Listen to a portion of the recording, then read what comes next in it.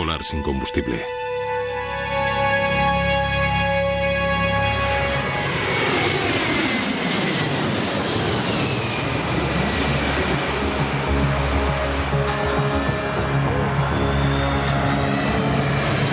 ...23 de agosto de 2001... En el Aeropuerto Internacional de Toronto hay una gran actividad.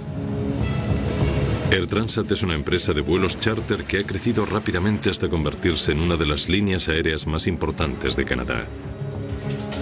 En pleno verano ya no viajan tantos hombres de negocios y se nota un ambiente veraniego. El vuelo 236 de Air Transat se dirige a Lisboa. La mayoría de los pasajeros son canadienses que van a visitar Europa o inmigrantes portugueses que vuelven a su tierra.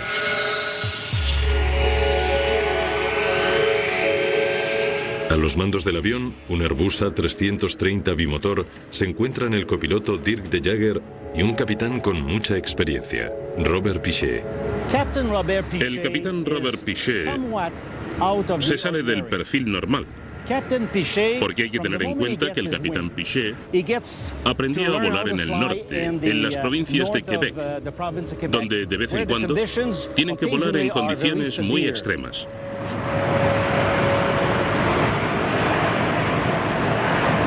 La cabina de mando del avión A330 es ultramoderna. Equipos de ordenadores conectados a más de 100 sensores a bordo que supervisan constantemente el funcionamiento del avión. Este reportaje revela los serios problemas que surgieron después de que los pilotos desconfiaran de unas indicaciones inusuales en los ordenadores. En principio, los ordenadores ayudaron al vuelo 236 a despegar sin problemas. 236 pesado. Siga al A320 de Air Canada. Gire a izquierda en Romeo y espere en 24 derecha. Recibido. Seguimos al A320 de Air Canada. Giramos a la izquierda en Romeo y esperamos en 24 derecha. El vuelo 236 tiene 306 personas a bordo, incluidos los 13 tripulantes.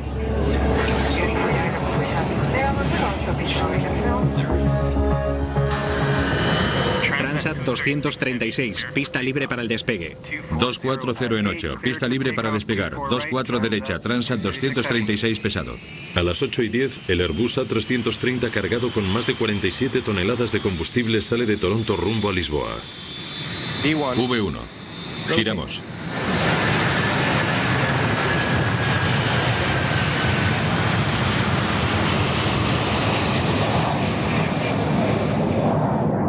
El pronóstico del tiempo sobre el Océano Atlántico es bueno. Todo se desarrolla con normalidad en la cabina, a excepción de un pequeño ajuste en la ruta. Para evitar congestiones, el control de tráfico aéreo desvía el vuelo 236 unos 100 kilómetros al sur de su ruta original. Es una pequeña modificación que más tarde tendrá una gran importancia. Los pasajeros se acomodan preparándose para el largo vuelo.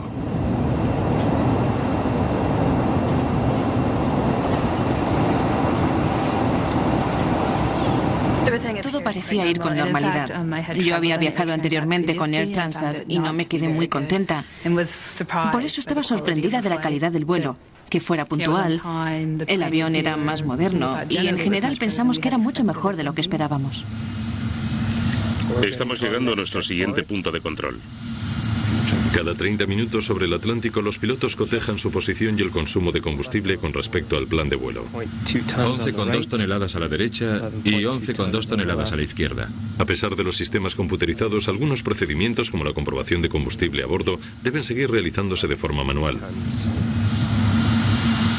Los pilotos pueden averiguar el consumo de combustible comparando la cantidad de combustible en los depósitos con la que tenían cuando despegaron. Completada la comprobación. El nivel de combustible es normal. De acuerdo. Durante las primeras 5 horas, nada se sale de lo normal. Para lo que va a ocurrir a partir de ahora, tanto la tripulación del avión como Air Transat y los investigadores del accidente han rehusado ser entrevistados. Este reportaje utiliza los hechos que se conocen sobre los procedimientos estándar de emergencia en vuelo y la opinión de expertos para reconstruir lo que ocurrió en el vuelo 236. Mira, nos ha aparecido una alerta. Temperatura del aceite baja y presión del aceite alta en el número 2. Con esta alarma empiezan los problemas. La presión del aceite en el número 1 está dentro de los límites normales. En el número 2 está ligeramente alta. La pantalla del ordenador indica que la temperatura del aceite en el motor número 2 es baja, pero que la presión del aceite es alta. Una indicación muy extraña. Los pilotos se hallan desconcertados. No veo nada aquí. Miraré en el manual. El aviso de temperatura del aceite baja suele ser indicativo de un problema de sensores o de lecturas. Normalmente la temperatura del aceite no baja, sino que sube. Y una temperatura baja en el aceite no debe preocupar a nadie. Luego, el aviso de presión de aceite alta es muy extraño. De hecho, nunca había oído algo parecido, pero normalmente tiene que ser debido a que han entrado en contacto el aceite con el combustible. Todo esto no aparece explicado en los manuales. Llama a la compañía. Los pilotos se ponen en contacto con el equipo de mantenimiento de Air Transat en Montreal. Transat 236 a centro Mirabel. Mirabel Transat 236. Hola. Hola, tenemos un pequeño problema. En el monitor central nos aparece el aviso de temperatura del aceite baja y presión del aceite alta en el motor número 2. Y no hemos visto nada en los manuales. ¿Nos puedes ayudar? Estoy mirando el manual. El personal de tierra no dispone de soluciones inmediatas. Los pilotos tendrán que arreglárselas como puedan. Pueden darles algún consejo sobre algún problema para que prueben por si acaso resulta. Pero en definitiva, sabes que los pilotos se tienen que valer por sí mismos allí arriba. Pueden recibir consejos de alguien que está a 4.000 kilómetros, pero no les pueden arreglar las averías. Les sugiero que sigan atentos a los niveles de aceite, a ver qué ocurre.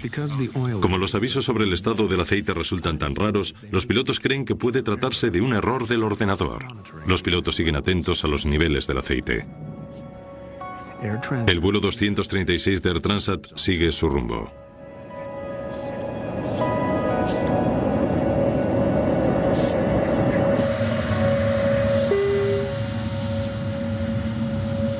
Pero a los 20 minutos aparece una nueva alerta. Alerta de desequilibrio del combustible. No lo había visto nunca. Sigue de cerca lo que indique la pantalla. Llamaré a la torre de control. En el Airbus 330 la mayor parte del combustible se halla en los grandes depósitos de las alas. El ordenador acaba de detectar que el nivel del combustible en la derecha es notablemente inferior al de la izquierda. Los pilotos consultan al manual de vuelo de Airbus, que recomienda transferir el combustible por una válvula bidireccional especial que permite que fluya de un depósito al otro.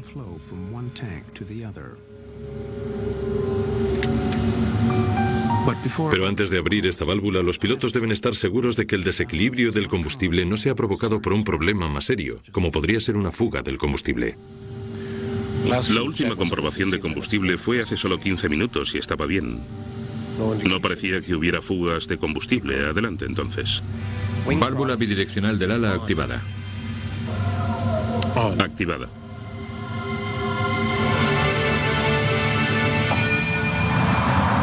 Una vez que has iniciado el procedimiento de traspaso del combustible para corregir su desequilibrio, todo debe volver a la normalidad rápidamente.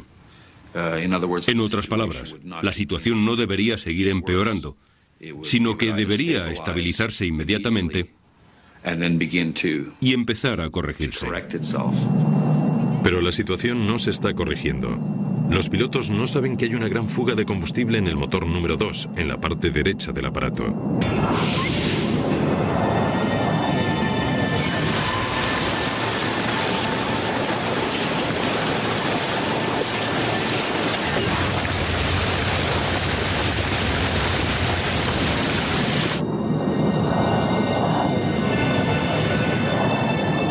El vuelo 236 se encuentra en pleno océano Atlántico. A unos 11.900 metros de altura sobre el océano Atlántico, a 300 kilómetros de la costa, el vuelo 236 de Air Transat se encuentra en problemas. Los pilotos no saben que el motor derecho tiene una fuga de combustible. El sistema central del avión ha emitido una serie de alarmas, pero los pilotos creen que se trata de algún error del ordenador. ¿Habías visto alguna vez algo parecido? No. Nunca. No tiene ningún sentido. Sí, aunque hubiera una fuga, eso no explica las alarmas en el sistema del aceite. Todo iba perfectamente en la última comprobación del combustible en 30 Oeste. Seguro que es un problema del ordenador.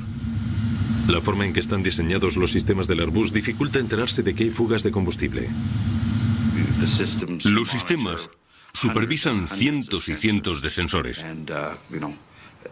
y les pueden afectar cosas tan triviales como de hielo o escarcha, que puede provocar que se presenten datos erróneos. Los pilotos no saben que hay una fuga porque no hay alarmas que indiquen que el nivel de combustible esté saliendo del depósito a mayor rapidez con la que se quema en el motor. Los depósitos de combustible del ala derecha no están aumentando. Compruebe la reserva del combustible. Es muy baja, espera un momento. Cuando el copiloto de Jagger hace los cálculos, descubre que hay un grave problema. Hay mucho menos del que debíamos tener. Parece como si hubiera una fuga. Compruébalo de nuevo. De Jagger ve que hay una gran diferencia. Según todos los indicadores, todos los depósitos de la derecha están muy por debajo del nivel al que deberían estar según el plan de vuelo. Y los demás no tienen casi nada. ¿Y qué hay del depósito de cola? Allí tampoco hay nada.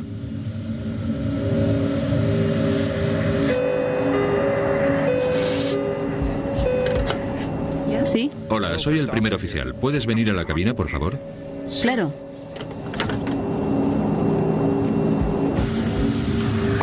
Aunque el capitán Pichet sigue creyendo que hay algún problema con el ordenador, decide que se haga una inspección visual para comprobar si existe alguna fuga de combustible. Capitán. Hola. ¿Podéis, Karen y tú, coger unas linternas y asomaros por las ventanillas por si veis como una especie de estela o de chorro saliendo de las alas y venís a informarme rápidamente? De acuerdo. Dirk, quiero que hagas otra comprobación del combustible, por favor.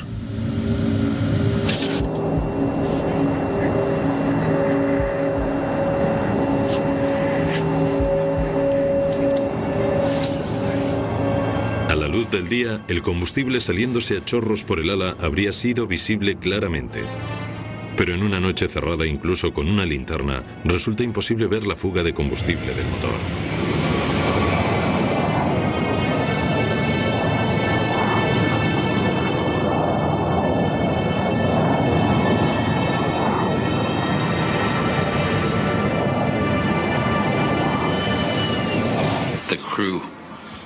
Evidentemente, los pilotos se dieron cuenta de que la situación no solo no estaba mejorando, sino que estaba volviéndose muy preocupante.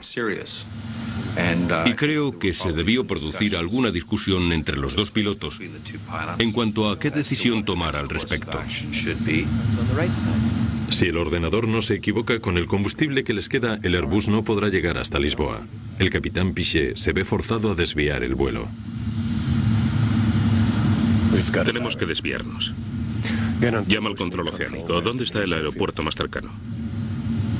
Transat 236 pesado a Torre de Control Santa María. ¿Dónde está el aeropuerto más cercano? Es posible que tengamos un problema de combustible.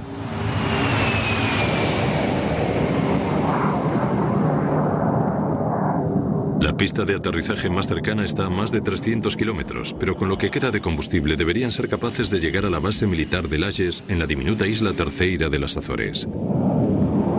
Aquí Santa María, Transat 236 pesado. Prosiga en 230, nivel de vuelo 119 directo, a 560 kilómetros del destino.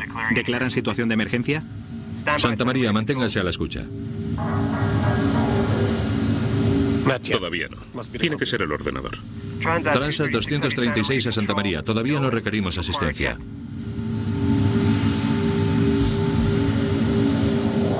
El vuelo 236 continúa rumbo hacia el sur durante los 25 minutos siguientes.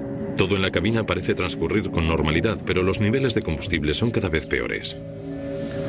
Debe ser el ordenador. Lo he comprobado. No queda nada en el depósito central ni en el de cola. Y lo que muestran los indicadores... Según los indicadores, el avión está consumiendo mucho más combustible de lo normal. Crean o no lo que dicen los indicadores, el capitán no tiene otra elección. Debe avisar al control de tráfico aéreo. Tenemos que declarar una emergencia. Transat 236 pesado a Santa María. Aquí Santa María, Transat 236 pesado. Adelante. Transat 236 pesado. Tenemos una emergencia. Nos falta combustible.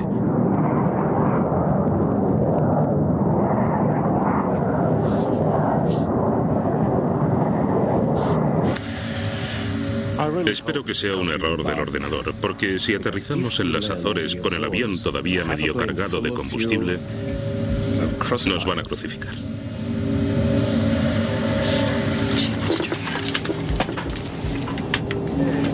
Pero a las 6:13 de la mañana, menos de una hora después de saltar la primera alarma, la situación se termina de agravar.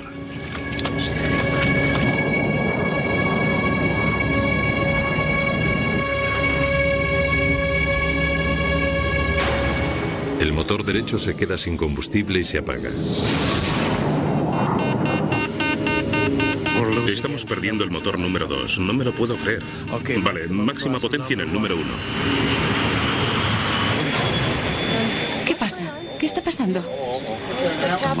Las luces empezaron a parpadear, lo cual me pareció que era una situación muy extraña. Con un motor, el Airbus no puede seguir volando a 11.900 metros. Deben descender rápidamente. Intenta transferir combustible del depósito central y del de cola. Transfiriendo. El indicador señala 0. No puede ser. No podemos habernos quedado sin una gota en todo el maldito avión. De acuerdo. No podemos seguir a 11.900 metros con un solo motor. Descenderemos hasta 9.700 metros para controlar nuestra velocidad. 236 a Torre de Layes. Hemos perdido un motor, fallo repentino. Entendido, Transat 236. Podemos verles en el radar principal. Se hallan a 250 kilómetros del aeropuerto de Layes. Estamos a 250 kilómetros del aeropuerto de Layes. Durante los próximos 10 minutos el Airbus continúa funcionando con un solo motor. Los pilotos siguen creyendo que puede haber algún fallo en el ordenador y que deberían llegar a Layes con combustible de sobra. Puede que no haya problemas. Pero el indicador de combustible está bajando muy rápido. Casi está llegando a 0.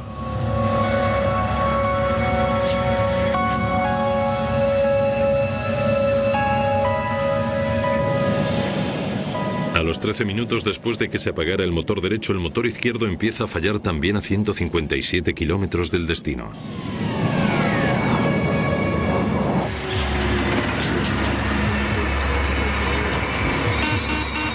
Estamos perdiendo el número 1.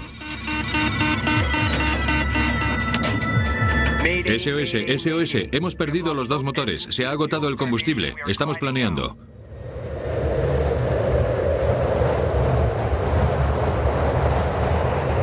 Uno de los aviones más sofisticados de la era moderna, con 306 personas a bordo, se convierte en un planeador gigante cayendo poco a poco hacia el océano.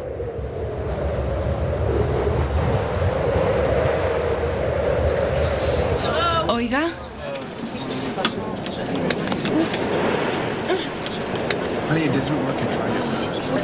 Perdonen, ¿puede venir alguien?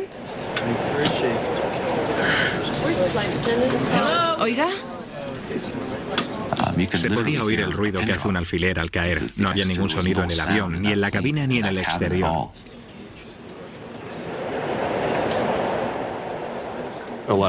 Había mucha gente rezando y pidiéndole ayuda a Dios. Lista de funciones que hemos perdido.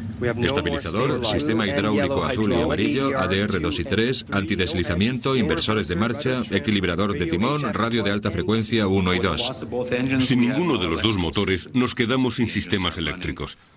Si los motores no funcionan, los generadores no funcionan y el avión no tiene potencia. Hay un pequeño aparato, una turbina de aire, que se despliega por debajo del fuselaje, cerca de la estructura aerodinámica del ala, y es una especie de hélice que se mueve con el viento y que proporciona energía muy reducida para poder utilizar los sistemas hidráulicos del avión. En otras palabras, aunque es un planeador, al menos es un planeador bajo control. Calcula hasta dónde podemos llegar usando el ángulo de vuelo sin motor. Nos encontramos a 9.100 metros con una velocidad de descenso de 600 metros por minuto. Podremos aguantar unos 14 o 15 minutos. No quiero morir en mi luna de miel. Estaba intentando tranquilizarla, diciéndole que todo iba a salir bien. Es muy difícil mantener la calma cuando estás pensando en que puedes morirte.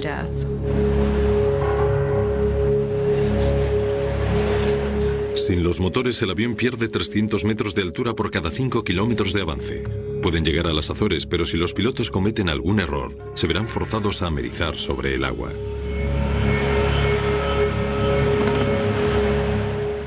tenemos que hacer un amerizaje.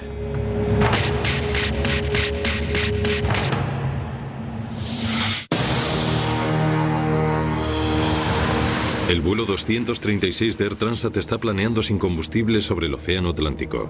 Aunque los cálculos iniciales indican que el avión debería llegar a Layes, el capitán Piché debe seguir el procedimiento de emergencia para casos de amerizajes. Prepara a los pasajeros. De acuerdo. La cabina se está despresurizando. Necesitamos las máscaras de oxígeno. Sin energía, la cabina pronto comienza a despresurizarse.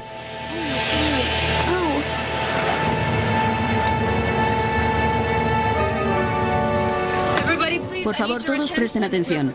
Estamos preparándonos para amerizar. Tienen que ponerse los chalecos salvavidas ahora mismo. En cuestión de, diría, 2 minutos, empezaron a salir las azafatas corriendo por los pasillos con chalecos salvavidas. Ese era un claro motivo de alarma.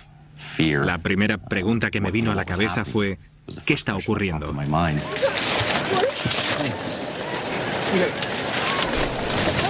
Solo tiene que atárselo aquí. En ese momento no sabes qué pensar, pero cuando le dijeron a la gente que tenían que ponerse los chalecos salvavidas, empezó a cundir el pánico. Tranquilos, no pasa nada. Por favor, mantengan la calma, ¿de acuerdo? Mi mejor amigo estaba hablándole a su padre que murió hace 3 años, pero estaba hablándole porque estaba seguro de que pronto se iba a reunir con él. Aterrizar un avión de pasajeros tan grande sobre el agua representa serios peligros. Si el Airbus 330 tiene que forzar el amerizaje, las posibilidades de sobrevivir serán escasas. En mi opinión, no creo que estos aviones sean muy buenas embarcaciones. Normalmente, lo que pasa con un avión de cola baja como este es que lo primero que choca en el agua es la cola. Y lo más probable es que se abra de cuajo y se parta también el fuselaje por ese lugar. En 1996, un Boeing 767 se quedó sin combustible cerca de la costa oriental de África. Un vídeo aficionado captó los momentos finales que muestran lo que ocurre cuando un avión intenta realizar un amerizaje.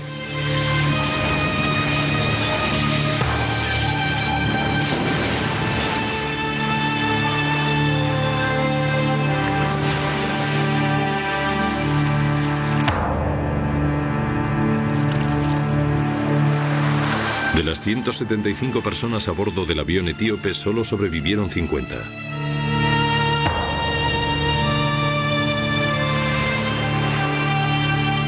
Las posibilidades de sobrevivir a un amerizaje y seguir flotando durante algún tiempo son muy reducidas. Si el vuelo 236 de Air Transat tiene que realizar alguna maniobra similar, se enfrentará a un desenlace igual de trágico.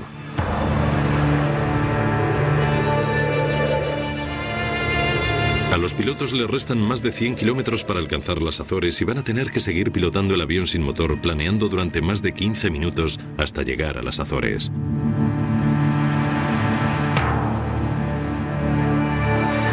Aeropuerto de Layes, Azores.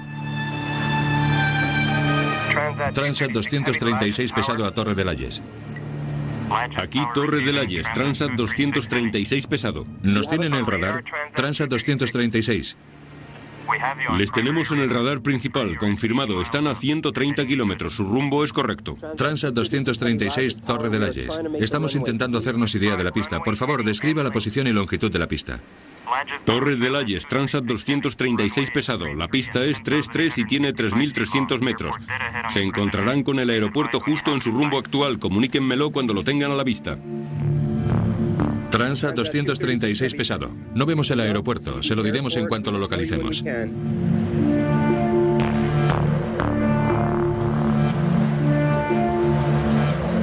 Según pasan los minutos, la larga espera de los pasajeros se convierte en una agonía. Ya está, se acabó.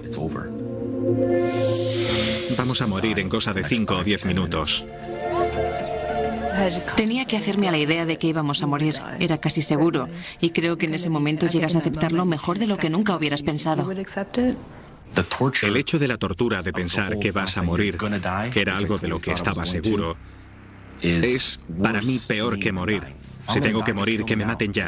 Que cojan una pistola y me maten, o que dejen caer en picado el avión sobre el océano y podamos morir todos al instante. En tierra, los servicios de emergencia se preparan para el aterrizaje forzoso de un avión completamente cargado de pasajeros.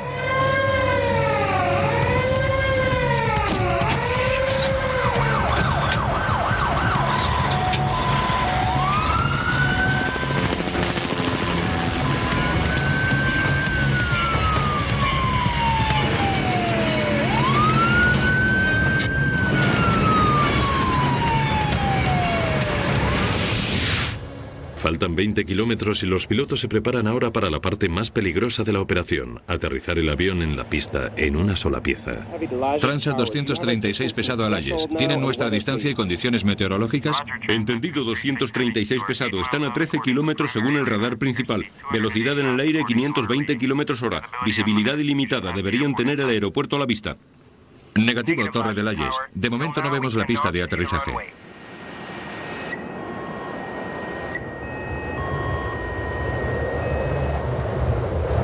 Los pilotos no tendrán ningún margen de error. Sin motores solo tienen una oportunidad para aterrizar. Si fallan o se pasan de la pista, los resultados pueden ser catastróficos.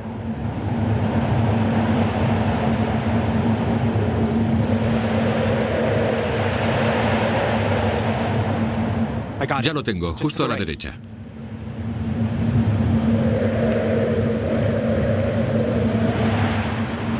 La velocidad mínima para la turbina es de 260 km/h y la máxima para la extensión del tren de 370. No bajes el tren hasta el último momento, ¿de acuerdo? De acuerdo. Los pilotos intentan perder altura y velocidad para el aterrizaje. Entendido, Layes, 11 kilómetros. Abramos los alerones. Nos frenará un poco. Alerones abiertos y bloqueados. Según se acercan a la pista, su velocidad aumenta peligrosamente. Si aterrizan demasiado rápido, podrían salirse al final de la pista. ¿Bajamos el tren? Espera. La velocidad son 370 kilómetros por hora. De acuerdo. Estabilizo la velocidad. ¿Puedes darme una velocidad de aterrizaje, por favor? Sin motores, sin alerones. La velocidad ideal de aproximación son 315 kilómetros por hora. Vamos demasiado rápido. Sí. Pero la pista es muy larga.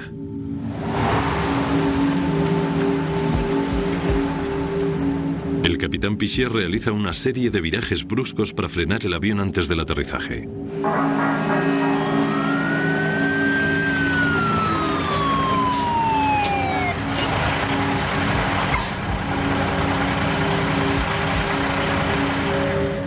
El avión llevaba un ángulo de 45 grados. Pensaba que íbamos a darnos la vuelta y caer en picado. El avión fue rodeando la isla para reducir la velocidad. Así que empezamos a ver tierra, luego vimos el agua otra vez. Y la verdad es que me pareció que se habían esfumado nuestras últimas posibilidades de salvarnos. La pista es muy larga, sí, claro, pero al final de la pista hay un acantilado de 120 metros. Si no conseguimos parar, estamos perdidos. Se acabó.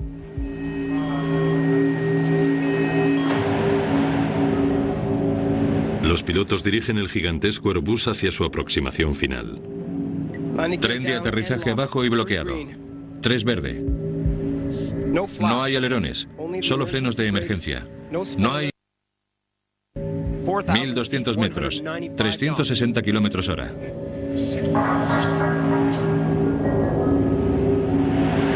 ...900 metros, 365 kilómetros por hora.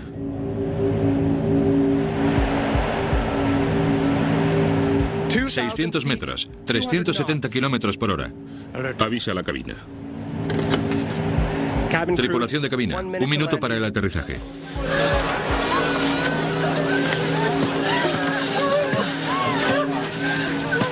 Agárrate.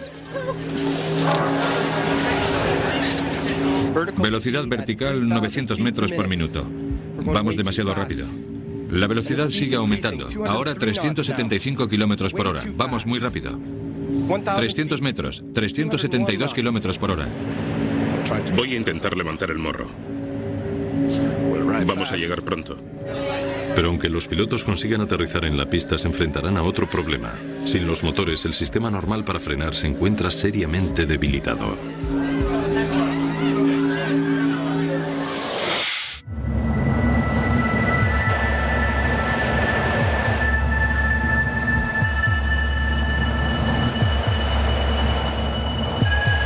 pilotos deben aterrizar el avión sin motores y detenerlo de alguna forma.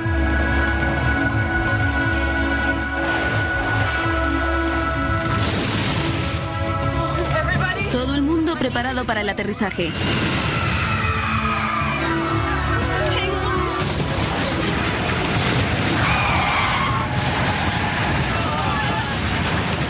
El Airbus toca tierra a gran velocidad. Los neumáticos han estallado. El capitán Piché intenta mantener el morro abajo.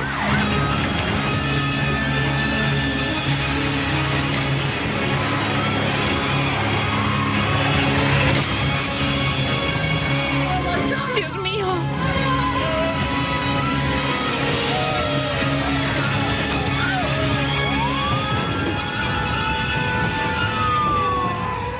Con 8 neumáticos reventados, el avión finalmente se detiene en medio de la pista. Estamos a salvo, lo hemos conseguido. Lo hemos conseguido.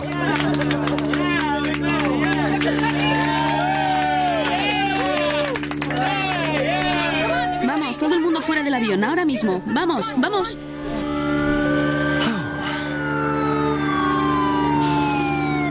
Te dije que lo conseguiríamos.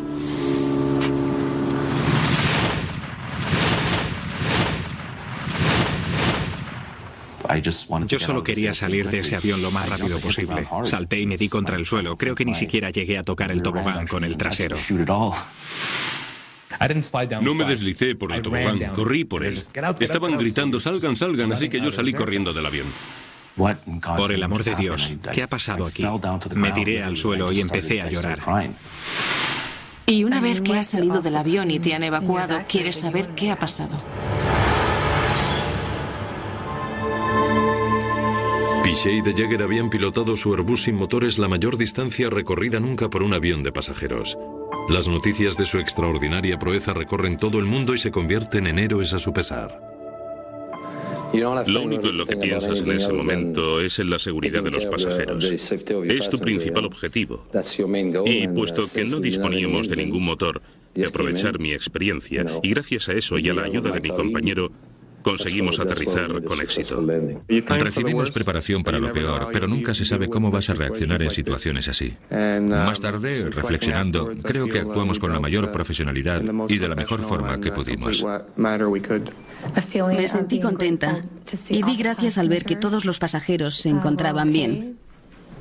Cuando ocurre algo así, la verdad es que nunca se sabe cómo se va a acabar. Al principio no te lo crees. No entiendes cómo es posible que un gran avión con 2 motores se quede sin potencia con 300 personas a bordo.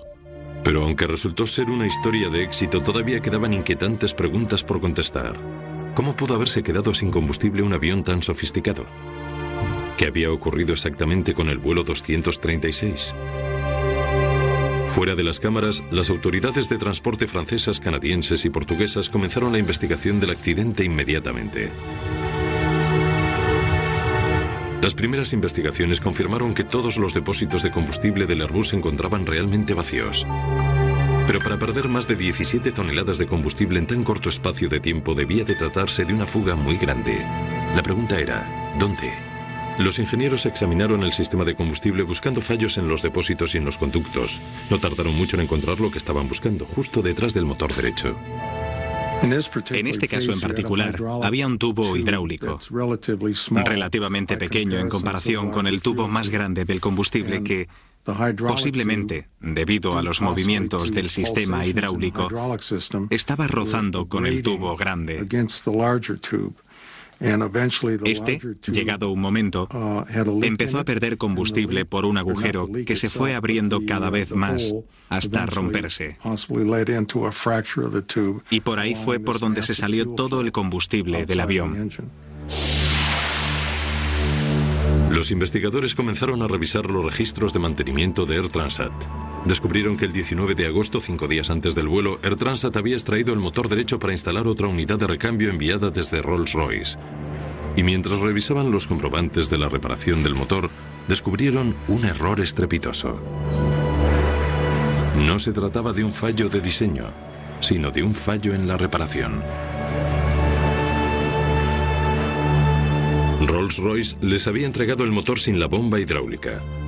Para solucionar esto, los mecánicos de Transat usaron las piezas de otro motor viejo, pero no quedaban perfectamente ajustadas, por lo que los tubos estuvieron rozándose durante 5 días, hasta que uno de ellos se rompió en mitad de una travesía sobre el Atlántico. El motor se recibió. La finalidad de ese soporte era mantener un espacio libre apropiado. De modo que si quitaron el soporte del motor viejo y se lo pusieron al nuevo, los tubos se quedarían atrapados y unidos y posiblemente irían rozándose. Cuando los investigadores interrogaron a los mecánicos de Air Transat, encontraron pruebas de negligencia aún más inquietantes. El mecánico jefe testificó que a él no le parecía buena idea utilizar otro sistema hidráulico y que se lo comunicó a su superior 5 días antes del accidente.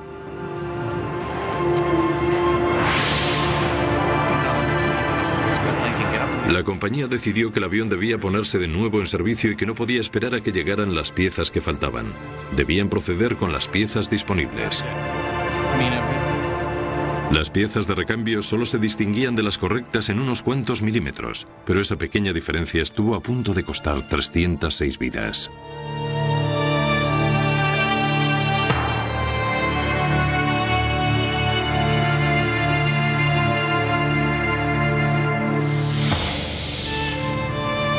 Unos pocos días después del accidente, Air Transat aceptó públicamente la responsabilidad de la reparación defectuosa. Hay que tener en cuenta que se produjo un pequeño error al cambiar la bomba. Cuando la instalamos, había unos tubos, por decirlo de alguna forma, que iban conectados a la bomba y que no eran los estrictamente correctos. La consecuencia inmediata para Air Transat en este caso fue que tuvieron que pagar una multa de $250,000, que era la más alta que se ha pagado en Canadá, por un error que podría haberse evitado. ¿Cómo es posible que alguien que se supone que está preparado para hacer su trabajo puede conectar algo que no corresponde a un motor y poner en riesgo 300 vidas? Eso es algo que me supera. Este incidente es un aviso muy importante de que las normas y la seguridad son primordiales y que si no se respetan se perderán vidas humanas. Y son vidas de verdad, no una cifra imaginaria, 300 o la que sea. Son gente real que sufren y siguen sufriendo, y si no fuéramos nosotros, hubieran sido nuestros familiares. Pero esto no fue el final de la historia. Los investigadores tornaban su atención ahora hacia la cabina de los pilotos. ¿Qué papel tuvieron los pilotos en el suceso del 24 de agosto? ¿Podrían haber hecho algo más para evitar esta crisis? Todavía quedan sin contestar preguntas clave, como ¿qué es lo que ocurrió en la cabina de mando del avión? La investigación canadiense del vuelo 236 de Air Transat descubrió que se había producido una fuga de combustible debido a errores en el mantenimiento del avión. Air Transat había aceptado la responsabilidad y pagado una fuerte multa, pero la atención giraba ahora en torno a los pilotos y su actuación.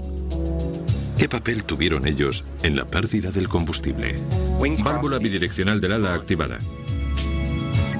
Activada. Cuando los pilotos abrieron la válvula bidireccional para transferir el combustible del depósito izquierdo al derecho, perdieron 17 toneladas de combustible en menos de 30 minutos. Pero su error fue no cerrar esta válvula para haber evitado una mayor pérdida. Hemos perdido los 2 motores. Se ha agotado el combustible. Estamos planeando. En los días posteriores al incidente, el capitán Piché y Dirk de Jager fueron llamados a declarar y les preguntaron todos los detalles de sus decisiones y acciones. Pasados más de 2 años, las averiguaciones seguían sin publicarse. Lo que sigue a continuación son posibles explicaciones de lo ocurrido aquella noche, basados en hechos conocidos y en opiniones de expertos. Temperatura del aceite baja y presión del aceite alta en el número 2. Las alertas de presión del aceite alta y temperatura del aceite baja del motor número 2 en el ala derecha no tenían por qué hacerle sospechar a los pilotos que existía una gran fuga de combustible. Las indicaciones que les aparecían con respecto a los sistemas de aceite probablemente no tendrían por qué ser motivos de sospecha. Se pudieron haber preguntado qué era lo que causaba esas indicaciones tan raras, pero no hay ninguna explicación clara, ni tampoco les habían instruido al respecto como para que sospecharan que había problemas en el sistema de combustible. Seguro que es un problema del ordenador. Pero aunque los pilotos pensaran que sería un error del ordenador, las alertas en relación con el aceite eran en realidad correctas y la primera señal de que existía un problema mucho más serio. Alerta de desequilibrio del combustible, no lo había visto nunca. Al aparecer el aviso de desequilibrio del combustible 20 minutos después indicando una menor cantidad de combustible en el ala derecha, no parecía relacionado con las alertas del aceite y pudo reafirmar al capitán Piché en su idea de un error en el ordenador. No aplicar este procedimiento si se sospecha que hay una fuga de combustible. A pesar de sus dudas, el capitán Piché estaba obligado a seguir el procedimiento de Airbus para corregir el desequilibrio. Abrió la válvula bidireccional. Válvula bidireccional del ala activada.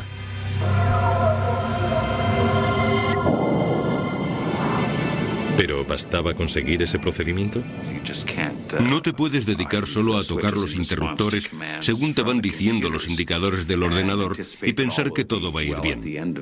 Que después de completar el procedimiento, uno ya puede tumbarse a descansar. No, ese no es el caso. Hay que seguir pensando y preguntándose, ¿será correcto? ¿Habremos seguido el procedimiento adecuado? ¿Habremos conseguido los resultados necesarios? Cuando los pilotos calcularon la gran velocidad de pérdida del combustible, deberían haber sospechado que había una fuga. Transat 236 pesado. Emergencia, no tenemos combustible. Para el momento que estaban seguros de la fuga, sus opciones ya eran muy limitadas. Tenían dos opciones. Cierro la válvula bidireccional a ver lo que pasa, o la dejo abierta como manda el procedimiento de desequilibrio del combustible, esperando que la situación se corrija. Los pilotos no estaban seguros. El capitán Piché creyó durante bastante tiempo que era un problema del ordenador. Solo cuando los motores se pararon tuvo que aceptar que lo de la fuga de combustible era verdad. La complejidad tecnológica de los aviones modernos puede servir de ayuda para mejorar su seguridad y fiabilidad, pero también puede causar problemas casi catastróficos como el del vuelo 236 de Air Transat. Unas piezas de recambio que ajustaban mal provocaron una fuga de combustible. Luego los pilotos malinterpretaron la situación por desconfiar de los ordenadores. Estos errores combinados trajeron graves consecuencias. Solo gracias a que el avión fuera desviado 100 kilómetros al sur para despejar el tráfico aéreo y se encontrara cerca de las Azores, evitó que tuviera que amerizar sobre el océano. La investigación sigue sin publicarse. Airbus responsabiliza a los pilotos por no haber sabido actuar ante la fuga de combustible. Robert Piché y Dirk de Jager continúan volando con Air Transat. En agosto de 2002 recibieron uno de los mayores honores de la Asociación de Pilotos de Aerolíneas por realizar el mayor vuelo sin motor en un avión de pasajeros. Tras el accidente, Airbus modificó su lista de comprobaciones para casos de desequilibrio en el combustible. Ahora es el ordenador el que coteja todos los niveles de combustible a bordo con respecto al plan de vuelo y emite un aviso claro si se está gastando más combustible del que pueden consumir los motores.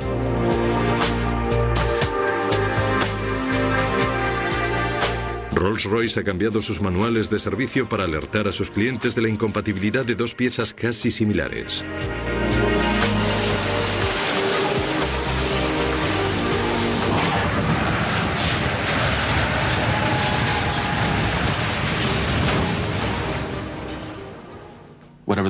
Fueran cuales fueran las circunstancias, debió soportar una presión tremenda. Consiguió aterrizar el avión, solo rompió 8 de los 12 neumáticos y salvó a 300 personas. Salvó 300 vidas.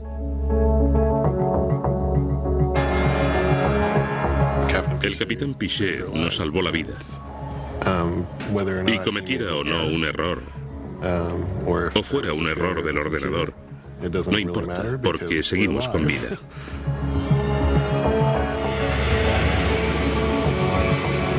¿Que si creo que es un héroe? No. ¿Que creo que es un enorme piloto? Sí. Gracias a Dios que las islas de las Azores estaban ahí, porque nos salvó la vida. Pero si el tubo del combustible se hubiera roto 2 o 5 minutos antes, habríamos acabado en el agua y probablemente yo no estaría aquí contando esta historia.